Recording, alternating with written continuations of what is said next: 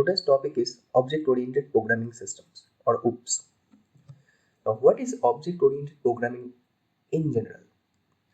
In general, we talk about object-oriented programming as a programming style that uses objects to solve real-world problems. In OOP, objects are the basic units of the program and contains data and code, which can be interacted with each other to perform actions and make things happen.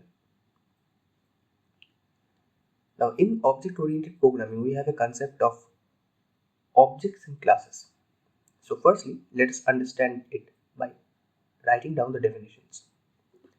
Now, what are objects? Objects are the basic unit of object-oriented programming and contain data and code. For example, a person is an object with properties like name and methods like walking or driving.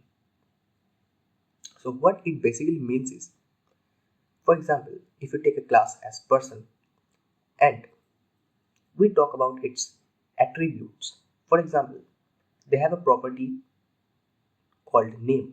So basically, a person is identified by their name. Whereas the several other attributes like walking, talking, driving, etc.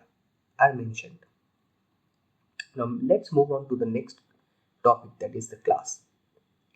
Now classes define the data attributes and functions for creating objects. For example, a class might represent a person with attributes like name, age, height, and functions like printing the person's name. So these are the basic definitions of object and classes. Now, what are the benefits of object-oriented programming? So the purpose of object-oriented programming is to modularize the code or to organize it very well. For example, object-oriented programming can make the code easier to modify, debug, and maintain. It can also make it easier to reuse the code. Many popular programming languages support object-oriented programming, including C++, Java, and Python.